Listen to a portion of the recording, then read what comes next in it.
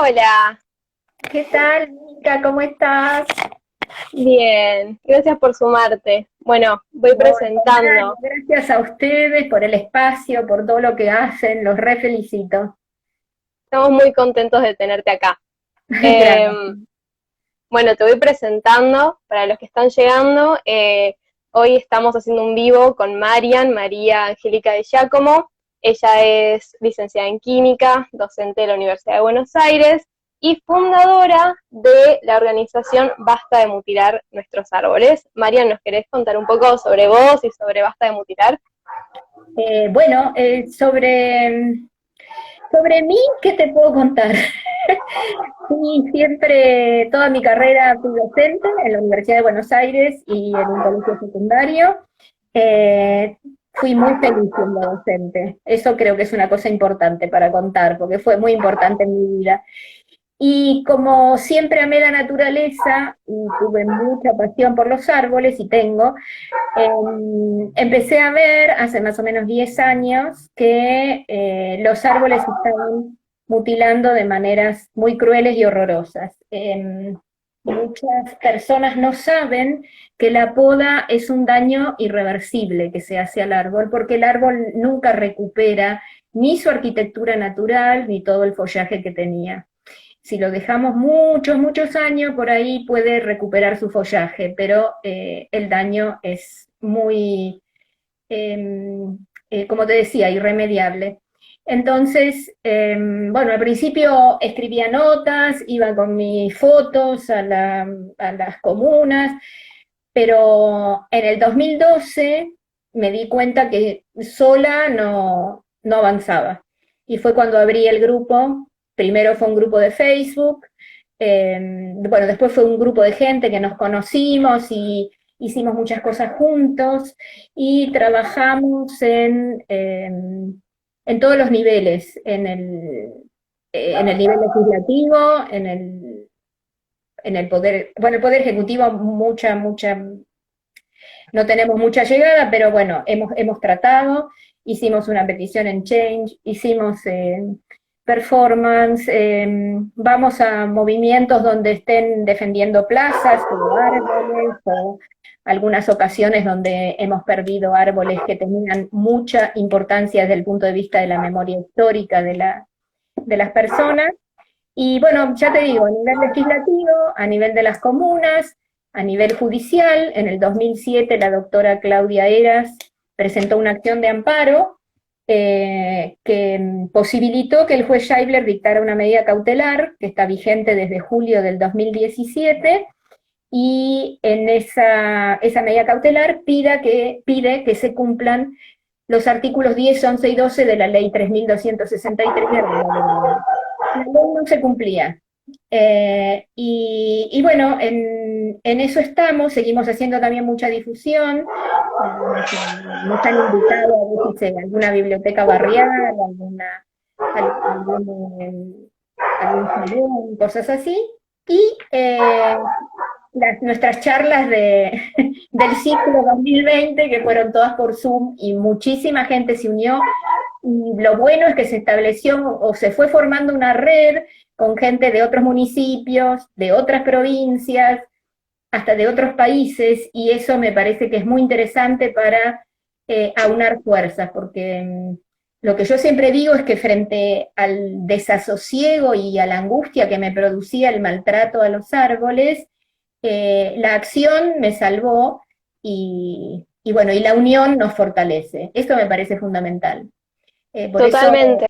aprecio mucho lo que ustedes hacen porque con acción y con unión podemos lograr cosas. Cuesta mucho porque tenemos en contra muchas cosas. Tenemos en contra parte de la opinión pública, intereses económicos muy poderosos, tanto en cualquier tema socioambiental que estemos tratando, y además como una especie de tendencia que se observa en todos los gobiernos, todos los partidos, municipios, todo, al maquillaje verde. O sea, pretenden consolarnos con ciertas cosas, pero lo verdadero no, a lo que realmente es importante se soslaya. Totalmente. Todo lo que decís, la verdad es que admiro mucho el trabajo que venís haciendo, y a esto también agregar que el trabajo colectivo es lo que da esperanza y lo que hace que se generen las soluciones. Pero Sí, entrando al tema que nos compete hoy, quería, si sí. nos podías explicar un poco por qué nos estamos movilizando bajo la consigna de que no vendan la costanera, qué es lo que está sucediendo hoy en día en costaneras, en Costa Salguero. Sí, bueno, ahí tenemos un tema súper interesante porque es una de las varias luchas así ciudadanas en las cuales hemos participado como Basta de Mutilar, y fundamentalmente porque el tema de los árboles también se nos, digamos, se nos amplió a los espacios verdes que cada vez tienen más cemento, más plástico y más caucho y menos suelo absorbente.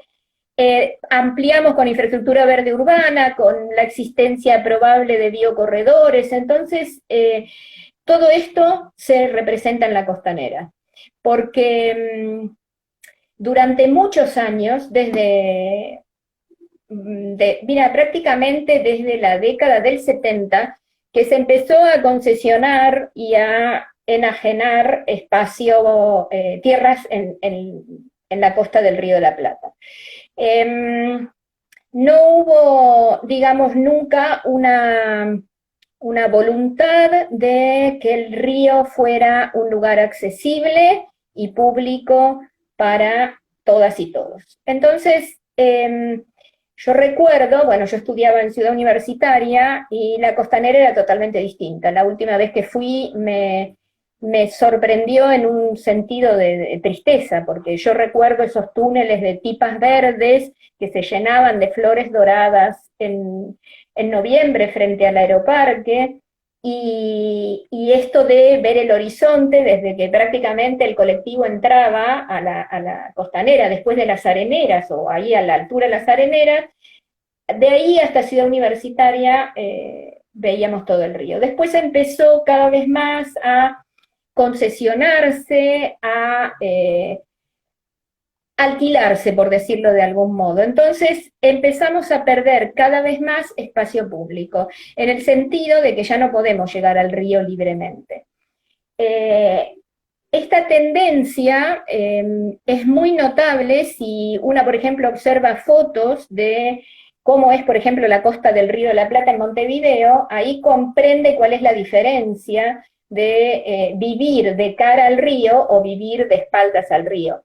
Porque además lo que se ve en la costa de Montevideo, por ejemplo, hay otros ejemplos, pero quiero decir este porque está muy cercano del otro lado del río, es que ni siquiera hay, como yo te diría, ni siquiera carteles publicitarios, ni grandes emprendimientos, edificios, es naturaleza y el río. Bueno, ellos tienen playa, nosotros no, porque tenemos otro régimen acá hídrico, ¿no?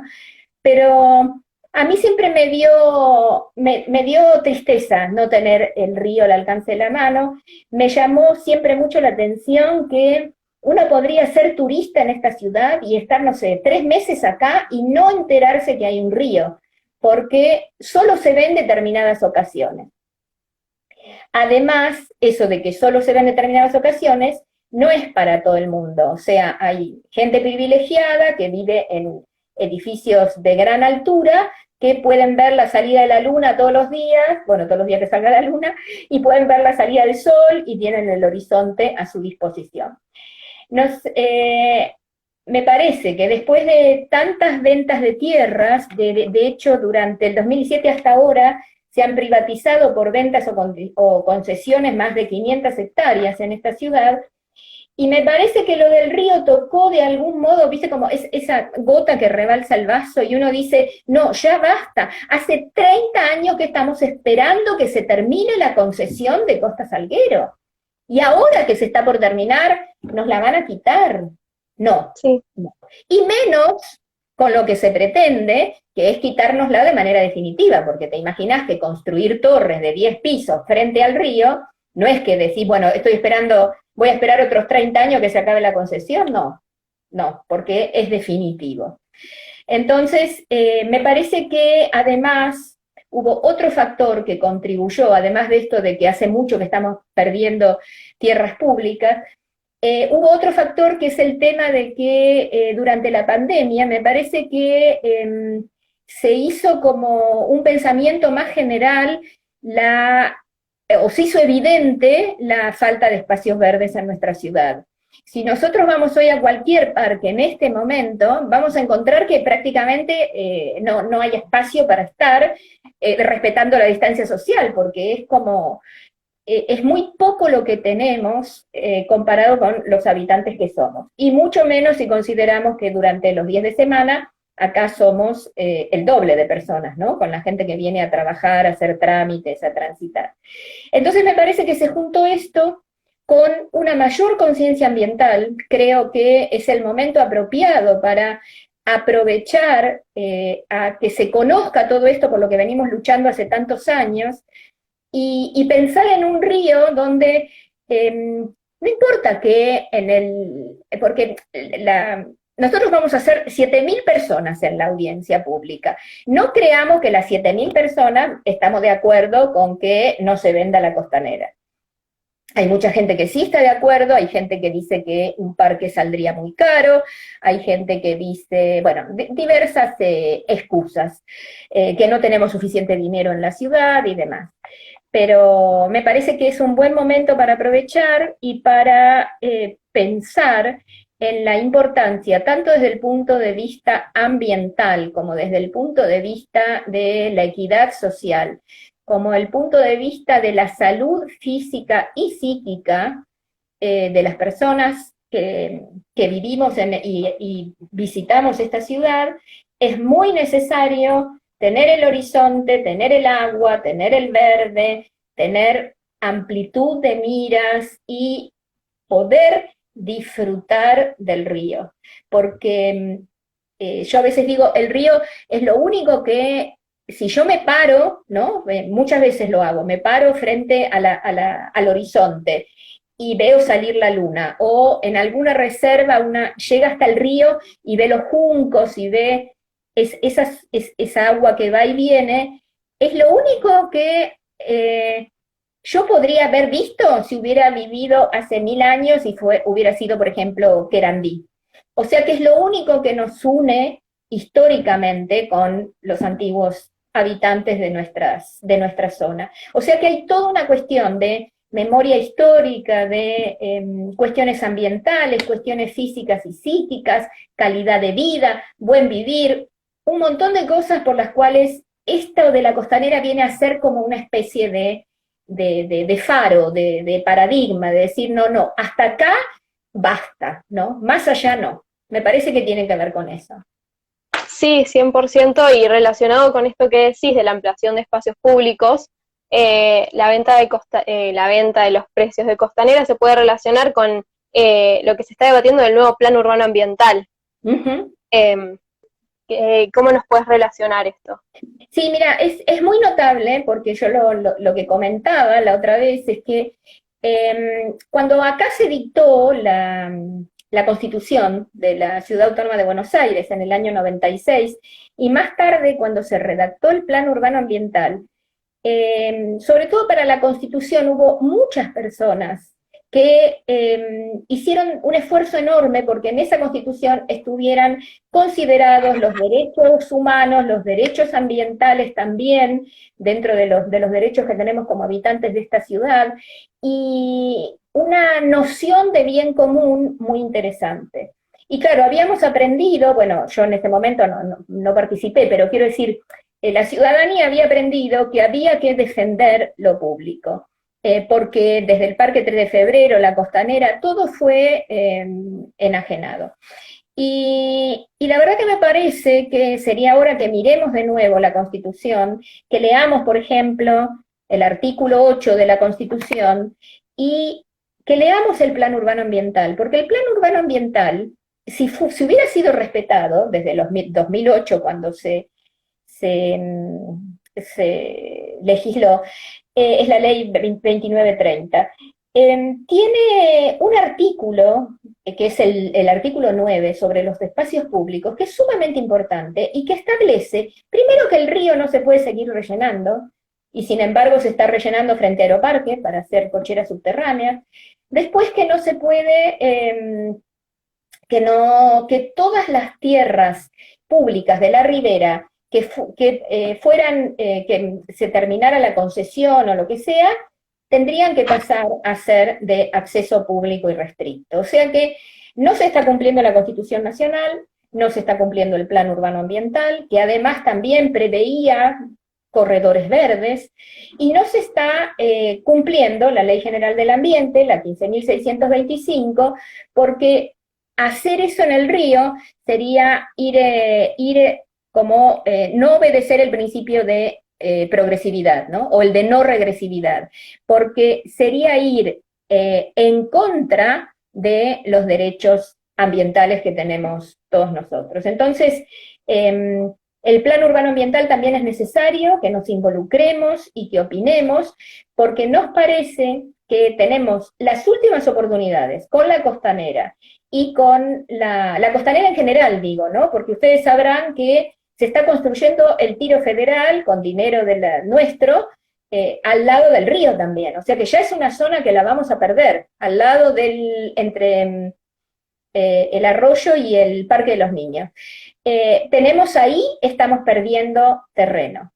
Tenemos los temas de los bajos viaductos, que deberían ser lugares públicos, biocorredores, si fuera posible, en algunos de ellos por ahí se necesita hacer, no sé, una huerta, unos jardines de lluvia para evitar que se junte agua cuando llueve tanto. O sea, todo lo que podemos hacer desde el punto de vista ambiental, como biocorredores, suelo absorbente, todo esto se podría hacer en estas últimas oportunidades que tenemos, que son las tierras de la costanera, los bajos viaductos y todo pedacito de tierra que podamos convertir en suelo absorbente, que no es para nada la tendencia actual.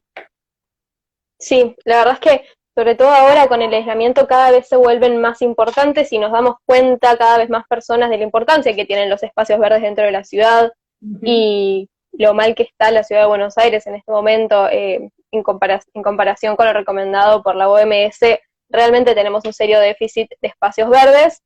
Pero volviendo al río, te queríamos preguntar cuál va a ser el impacto que va a tener la venta de los predios de Costa Salguero en el acceso que va a tener el público a estos predios.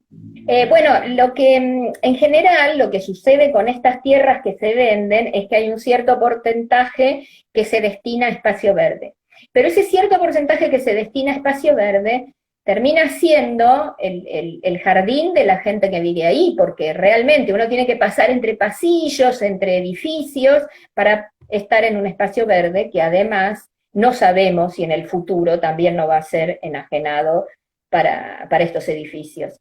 Mira, un ejemplo bastante notable de eso es que se dice que vamos a seguir teniendo el camino de Sirga, pero cuando se dice eso, yo haría el ejercicio, yo no lo tengo filmado, pero se puede ver en las cosas que hicimos en la costanera, detrás de Costa Salguero, donde hay tomado una parte que se hizo como una filmación y hay unos álamos, toda esa parte desde la avenida, mientras uno va caminando hacia Costa Salguero, el camino de Sirga son 15 metros, porque eso es lo que dice la ley, 15 metros de cemento entre paredes y del otro lado el río. Y ni siquiera un lugar donde uno se pueda sentar, digamos, porque es la calle que termina ahí y el río. Entonces, no nos engañemos con el camino de Sirga. Es mínimo, 15 metros no es nada, porque antes era 35, con el nuevo Código Civil pasó a 15, y como no dice lo que puede haber en el borde, termina por ser un lugar inaccesible en la práctica. Entonces, en este sentido perderíamos un montón. Y tenemos un grave problema, que es que, bueno, ustedes saben que con la crisis climática, los efectos del cambio climático son tanto un aumento de la temperatura. En nuestra ciudad en los últimos 60 años la temperatura aumentó 0,8 grados centígrados. Eso es muchísimo, porque con un grado más ya nuestra vida sería totalmente diferente.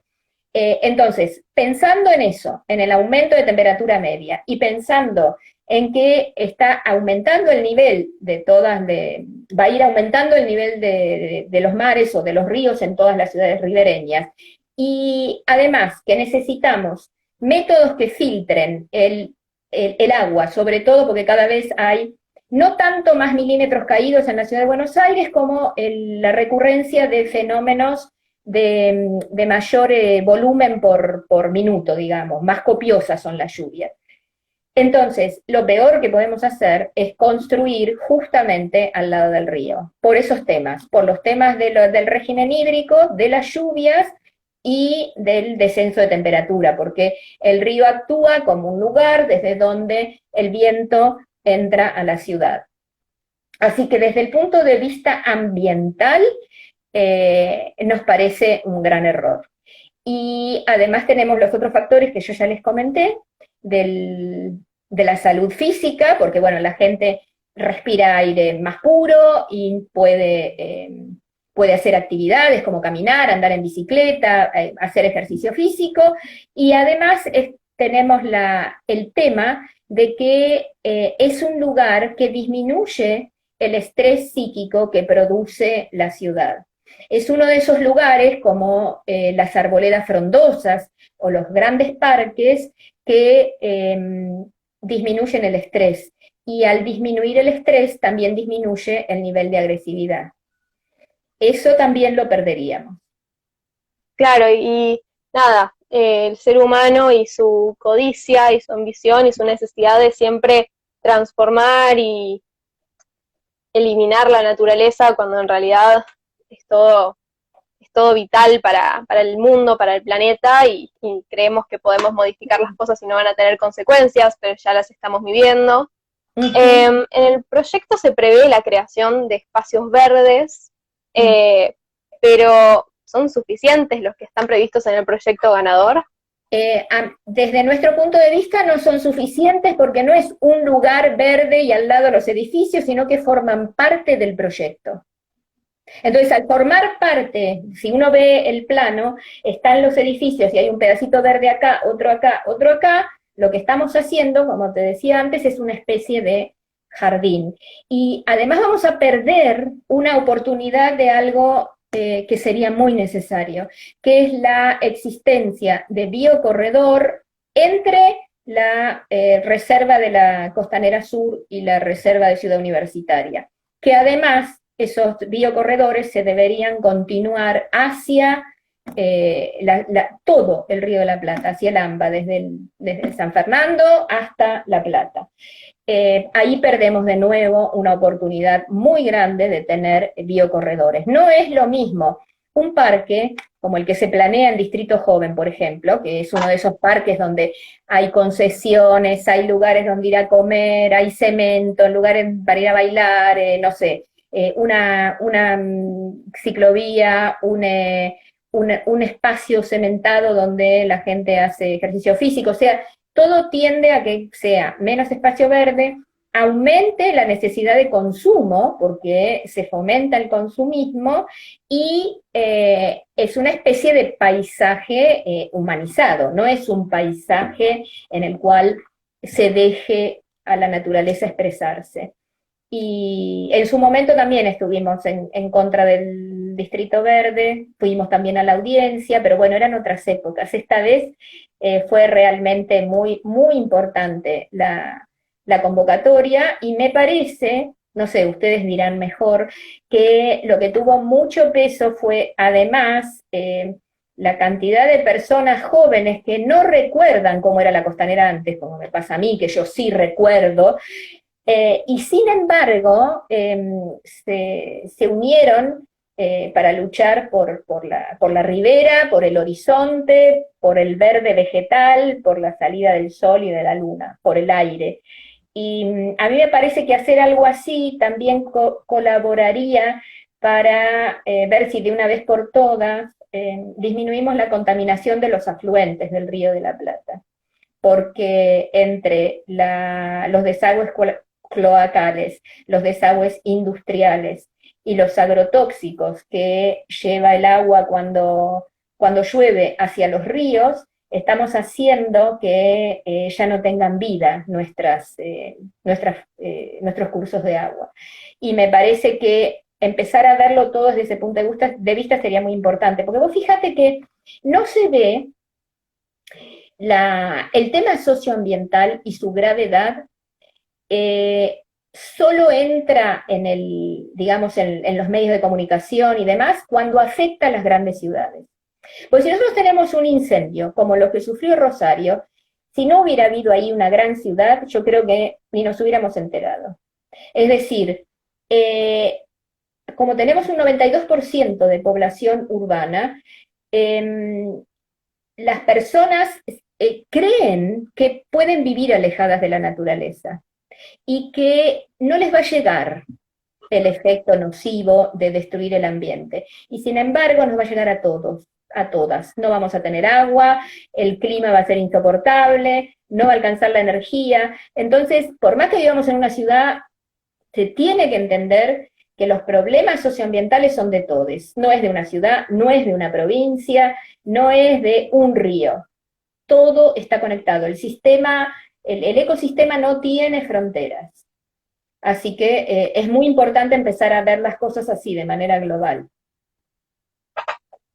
Esto que decís sobre la concentración de la sociedad en zonas urbanas, puntualmente alrededor de la capital, nos hace darle la espalda a un montón de problemáticas que están sucediendo en nuestro vastísimo territorio, porque total, no me afectan a mí, cuando en realidad todo lo que sucede dentro del país, dentro del mundo, nos afecta a cada uno de nosotros. El tema de la reforma territorial es algo que tenemos pendiente hace muchísimos años, y también relacionado a esto que estás diciendo de las conglomeraciones ciudadanas, el tema de la ciudad dándole la espalda al río, que es algo que ya estuviste hablando, pero ¿qué significado tiene que tengamos una ciudad tan grande con un río como tan formidable como es el Río de la Plata y lo ignoremos casi completamente? Sí, yo creo que tenemos de esta manera una falta de, ¿cómo te diría?, de ubicación en tiempo y en espacio. Es como si nos ganara la artificialidad de la ciudad y no pudiéramos no solo disfrutar, sino que el río forme parte de nuestra vida cotidiana, como forma parte de nuestra vida cotidiana el cielo, lo que podamos ver donde estemos, el cielo y los árboles y demás. O sea, nosotros como seres biológicos, además de seres sociales, necesitamos, además del contacto entre nosotros, necesitamos el contacto con la naturaleza, porque de ese modo hay una parte de nosotros mismos que se siente como integrada, ¿no? Y la alienación que produce la vida en la ciudad justamente tiene que ver con eso. Entonces, que el río formara parte de nuestra vida cotidiana nos haría estar, como ya te decía, más tranquilos, más tranquilas, y sentir que formamos parte de una especie de cadena histórica y biológica. Histórica por quienes vivieron acá antes que nosotros, histórica porque el río fue un lugar donde llegaba también gente de otros continentes. Hay una cuestión de la naturaleza que, bueno, ustedes habrán visto que las personas que viven en una pampa, por ejemplo, las que viven al lado de un río, las que viven en la montaña, tienen diferentes formas de relacionarse con la naturaleza. Y eso lo hemos perdido, porque directamente no tenemos relación con la naturaleza. Y como a mí me parece que el horizonte significa la posibilidad de ver más allá. Como si estando acá parada frente al horizonte, yo siento que puedo ir más allá, como si pudiera cruzar el océano. Y eso me da una sensación así como de expansión, que por ahí produce lo mismo estar en una montaña, en un cerro, en la montaña, y ver esa lejanía, o estar en un bosque, ir viendo que una sigue caminando, y siguen esos árboles y esa fauna y cada uno de los pequeños bichitos, hojitas, plantitas que están conviviendo, y ese respeto por todos los seres vivos se traduce además en un respeto también hacia las demás personas. Sí, 100% es desaprender tanto progreso y tanto desarrollo tecnológico para una conexión distinta y más profunda con todo aquello que nos rodea. Y no Y tenerle bueno, miedo, no tenerle miedo a la naturaleza. La gente le tiene miedo a los árboles, le tiene miedo a las abejas, le tiene miedo a los lagartos, le tiene miedo a los gusanitos de los cuales después van a ser una mariposa. Ay, no, se me llenó el árbol de orugas. Bueno, qué sé yo, va a ser una mariposa después. Un poco de calma, ¿no? Un poco de respeto, observar, qué sé yo no tengo jardín, tengo una ventana nomás, pero yo cuando veo una arañita en la ventana, la saludo, me pongo contenta, miro su red, digo, qué bueno, ¿por qué habrá elegido mi ventana? Y así, este poquito que tengo, me parece que nos haría muy bien empezar a amar y respetar a la naturaleza. Pero para eso primero tenemos que conocerla y por eso es tan importante lo que ustedes hacen, porque la difusión de todas estas cosas, que incluye siempre, yo no sé si tal vez ustedes lo fueron haciendo y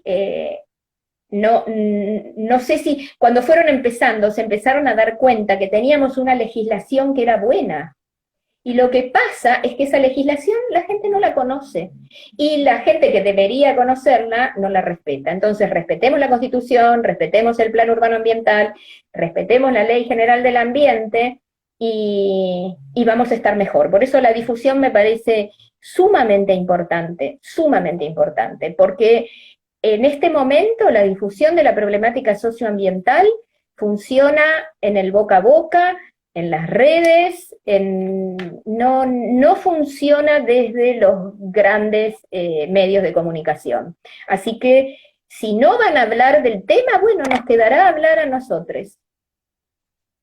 sí, totalmente. Y bueno, de cara al viernes, a la audiencia, y también más allá de la audiencia, porque esto no termina el viernes, ¿qué podemos hacer nosotros desde la ciudadanía cuando alguien nos pregunta, bueno, ¿cómo puedo aportar? ¿Cuál es el granito de arena que yo puedo poner en esta causa? ¿Vos qué nos aconsejás? ¿Qué podemos hacer? Bueno, yo creo que cada persona actúa de acuerdo a lo que puede hacer. Y algunos necesitamos hacer mucho, otros necesitamos hacer menos porque no podemos con mucho. Entonces hay como diversos grados. A mí me parece que uno muy importante es la difusión. La otra cuestión muy importante es leer, investigar, estudiar, conocer, porque no podemos amar lo que no se conoce y porque no sabemos dónde estamos parados, es decir, qué estamos defendiendo cuando defendemos o la costanera o el árbol de la esquina. Primero saber eso, qué estamos defendiendo desde el punto de vista ambiental y biológico, y después cómo lo estamos defendiendo. O sea, la gente tiene que hacer el esfuerzo de empezar a conocer las leyes para hacerlas respetar. En esto de la costanera, yo creo que lo ideal es que a toda actividad que se pueda emprender, allá vamos, como sea, con lo que sea, con los carteles, con los disfraces, con las, no sé, como hacen la gente en Rosario y en la costa con esto de los incendios, hacen unas actividades maravillosas, que la verdad que me quedé sorprendida de verlas. O sea, participar de las movilizaciones, conocer, difundir y informarse. Claro que tenemos muchos problemas porque nosotros somos una ciudad muy grande, y más si consideramos el AMBA, pero fíjense lo que está pasando en Chubut. Se está haciendo una represión, digamos, selectiva sobre aquellas personas que participan de las marchas con un nivel de violencia pocas veces visto. Entonces digo, tengamos en cuenta que lo que estamos haciendo es tratar de luchar, de vivir y de trabajar por algo a mucha gente no le conviene. Y eso hay que tenerlo presente. Va a haber mucha gente que no va a pensar como nosotros, va a haber muchos que van a pretender agobiarnos, cansarnos, que no se conozca, no te digo solo por el tema de la costanera, te digo en general, desde la gente que defiende un humedal en Berizo hasta la gente que está defendiendo la costa de Entre Ríos por los incendios, hasta no la minería en Chubut, en Mendoza. No hay provincia donde no haya una lucha socioambiental. Y a veces la gente queda sola porque las comunidades que viven en el monte, por ejemplo, de originarios o de criollos, esas comunidades que vivían del monte, vivían de su ganado, de sus cabritas, esa gente hasta la dejan sin agua, porque el agua se usa para quienes más dinero tienen. Entonces, todo esto hay que conocerlo porque no es solo la problemática de quienes vivimos en las ciudades. Hay una problemática muy injusta y muy cruel con quienes viven en lugares que les interesan a los poderosos para hacer sus negocios. Así que me parece que, como decían antes, era actuar localmente y pensar globalmente, porque no nos olvidemos de las personas que están luchando por lo mismo que nosotros en otros lados. Al contrario, creo que también tenemos que visibilizar esas luchas. Sí, totalmente lo que decís, concientizar, concientizarse, visibilizar y ante todo nunca resignarse, porque estos poderíos económicos que buscan ponerle trabas a lo que nosotros estamos reclamando, realmente pueden hacer parecer nuestras luchas imposibles, pero solo se vuelven imposibles el día que dejemos de luchar. Así que, Marian, te quería agradecer muchísimo por estar con nosotros esta tarde, realmente fue un placer. Un montón de información y muchísimas gracias, vayan a seguirla, @basta de mutilar. Quería comentarte, bueno, que ustedes hace poco que están con esto y ya tienen como mucha penetración en las redes y demás, y eso realmente quería felicitarles. Y por otro lado quería agradecerles, porque como vos decís, si nosotros abandonamos esta lucha porque decimos que no tiene solución, realmente no la va a tener. Me parece que pensar en que podemos hacer algo es una manera de tratar de evitar el desastre. Y sobre todo con esto de la sensibilidad, ¿no? La unión, pero además esto de la sensibilidad frente al sufrimiento ajeno y la sensibilidad frente al sufrimiento del planeta, ¿no? De la Pachamama. Entonces, esto me parece que va a ser muy,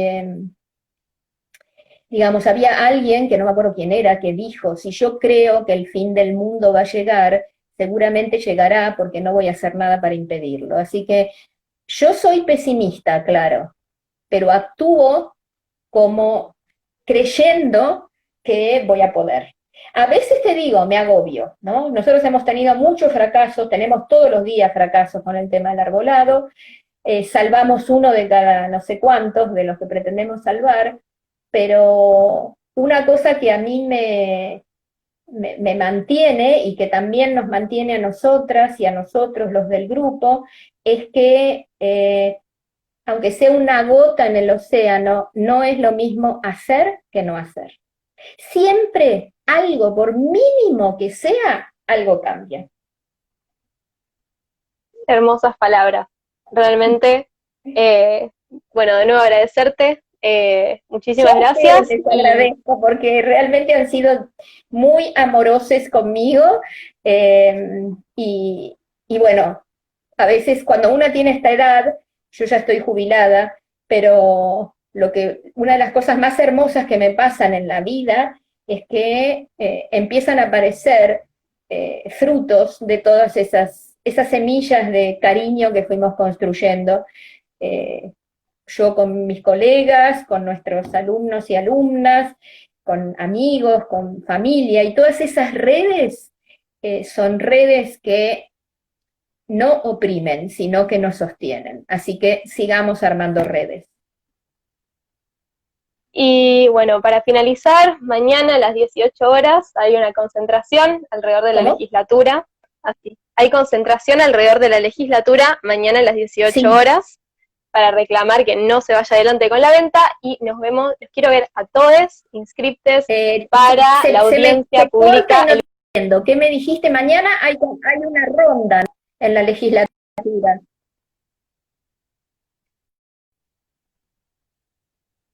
Corta. A las 18 horas. Sí, a las 18 en la legislatura una ronda. Bien. Y Sí. muchas gracias. Saber Muchas que gracias a vos. Es muy diferente. Un beso enorme, Marian. Chao. Muchas gracias, Mica.